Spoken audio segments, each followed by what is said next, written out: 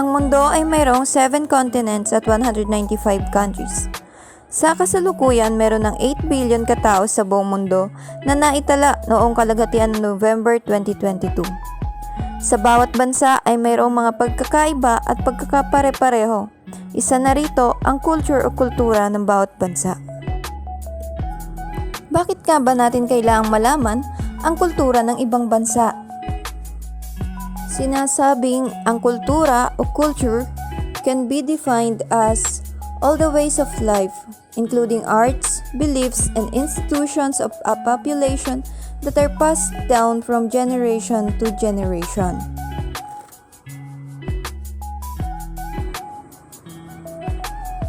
Ang kultura ay produkto ng globalisasyon. Ang globalisasyon ay isang pandaigdigang sistema na naglalarawan sa pakikipag-ugnayan at mga pagbabagong nagbubuklod-buklod sa mga tao, kumpanya, gobyerno at bansa sa buong mundo. Nang dahil sa globalisasyon, maaaring umunlad ang isang nasyon. Ngunit, hindi lahat ay nagkakaroon ng magandang dulot ang globalisasyon. Dahil kung minsan, ito ang nagiging sanhi upang magkaroon ng hidwaan sa pagitan ng dalawang bansa na may pagkakaibang paniniwala. Isang halimbawa na lamang nito ay ang movie na Kandahar na patungkol sa mga bansa at nasyon na may magkaibang paniniwala.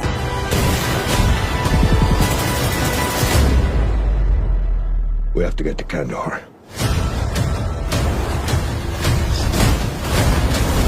Get down!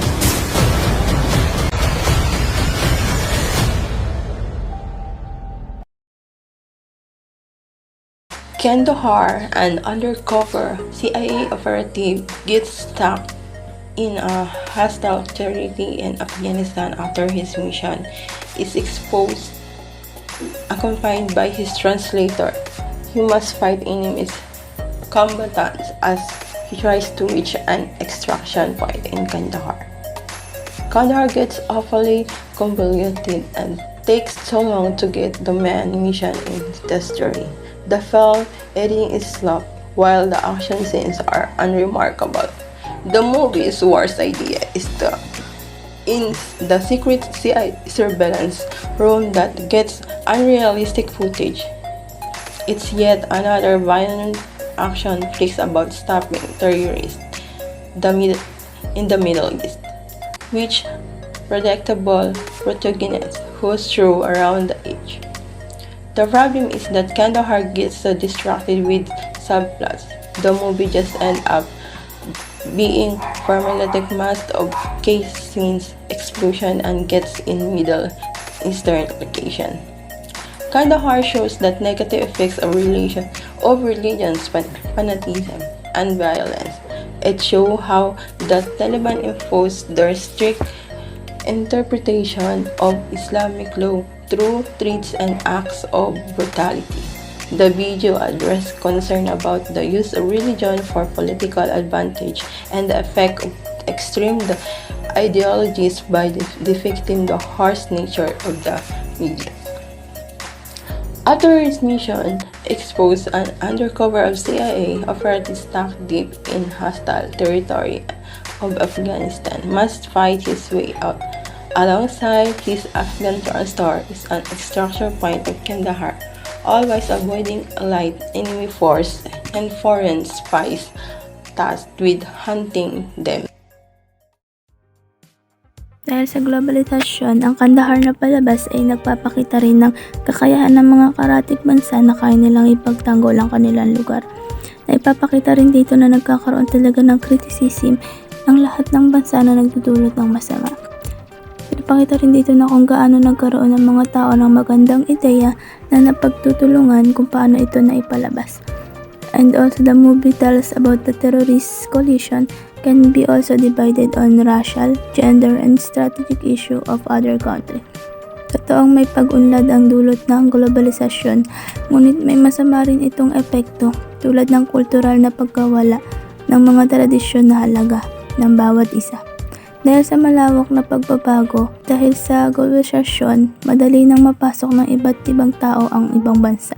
Katulad na lamang na sa palabas na Kandahar, Madaling nakapasok ang isang agent upang sirain lamang ang produkto ng pag-aaral ng isang bansa na katulad ng nuclear program. Maganda ang palabas na ito dahil kung babasihan natin ngayon ay parang nararanasan natin ito at nararanasan din ng karatig nating bansa. The world is watching and you have to show them that you are modernizing, quoted by Kahil. The world is watching, and you have to show them that you are modernizing. He's telling that they have to be conscious of what currently happening instead of focusing in the past, which is about the teaching of this is Mullah Omar. They should learn how to embrace the present thing that happened. And part of the movie's culture is the religion of Muslims. There's this scene where Mu said to the warlord, God may not forgive your sins, but I do. خدا تو رو هیچ وقت نمیبخشد.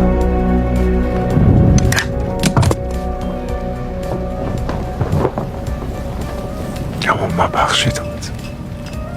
And although it was obvious that he's in a great anger and grief at the time, he refrained himself and said that probably because it also a sin, a heavy one to take away someone's life in their religion.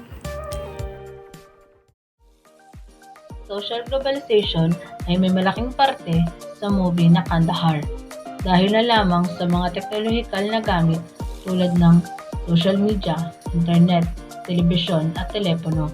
Dahil dito napapabilis ang pagpapalaganap ng mga impormasyon galing sa iba't ibang bahagi ng daigdig. Ganon din ang mga sasakyang ginamit para sa mabilis na transportasyon. Ang political globalization naman ay may tuturing na mabilis ang ugnayan sa pagitan ng mga bansa, samahang regional at maging pandaigdigang organisasyon na kinakatawan ng kani-kanilang pamahalaan. May magandang dulot ang globalisasyong politikal.